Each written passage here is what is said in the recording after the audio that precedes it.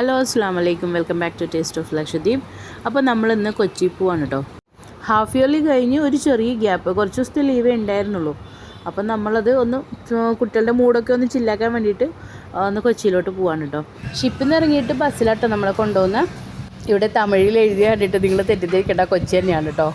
ബസ്സിൽ എല്ലാവരെയും ഇവിടെ കൊണ്ടുവന്നാണ് കേട്ടോ ഇറക്കൽ. അപ്പോൾ ഇവിടെ റിസീവ് ചെയ്യാനുള്ളവരൊക്കെ ഇവിടെ വന്നിട്ട് തന്നെയാണ് കേട്ടോ നിൽക്കൽ. അപ്പോൾ ഇവിടെ നിന്ന് നമ്മൾ വണ്ടി എടുത്തിട്ട് നേരെ നമ്മളൊരു വീട് അറേഞ്ച് ചെയ്തിട്ടുണ്ടായിരുന്നു, അങ്ങോട്ടേക്കാണ് കേട്ടോ പോയത്. അങ്ങനെ നമ്മൾ വീട്ടിൽ പോയി ഫ്രഷായി ഫുഡ് കഴിക്കാൻ ഇറങ്ങി. ഉച്ചയ്ക്ക് വന്നപ്പോൾ തന്നെ ഞാൻ സാധാ ചോറായിരുന്നു കേട്ടോ കഴിച്ചത്. ഇവരൊക്കെ ബിരിയാണിയൊക്കെ കഴിച്ച് അടിച്ചു പൊളിച്ചിട്ടോ.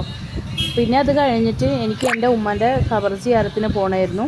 കളമശ്ശേരി പാലക്കമുകൾ മുഹിദ്ദീൻ ജുമാ മസ്ജിദ് ആയിരുന്നു എൻ്റെ ഉമ്മാനെ ഖബറടക്കം ചെയ്തത്. നമ്മൾ പിന്നെ അവിടെ പള്ളിയിൽ എത്തുമ്പോഴത്തേക്ക് തന്നെ ബാങ്കൊക്കെ കൊടുത്തിരുന്നു. പിന്നെ അതൊക്കെ കഴിഞ്ഞിട്ട് നമ്മൾ വന്ന് മറൈൻ ഡ്രൈവിൽ കുട്ടികൾ കുറേ കാലമായിട്ട് പറയുന്ന അവിടെയൊക്കെ ഒന്ന് പോകണം. അപ്പോൾ ക്രിസ്മസിൻ്റെ ഒക്കെ ടൈം കഴിഞ്ഞിട്ട് നേരമായിരുന്നു കേട്ടോ. അപ്പോൾ നമ്മൾ പിന്നെ അങ്ങോട്ടേക്ക് പോയി. പിന്നെ കുറച്ച് നേരം നമ്മൾ അവിടെ ഇവിടെയൊക്കെ ആയി നിന്ന് കുറച്ച് ഫോട്ടോസൊക്കെ എടുത്തു. പിന്നെ അടുത്തുള്ളൊരു മൊബൈൽ ഷോപ്പിൽ പോയിരുന്നു കുറച്ച് നേരം. അവിടെ അഫ്സൽക്കാർക്ക് കുറേ ആവശ്യങ്ങളൊക്കെ ഉണ്ടായിരുന്നു.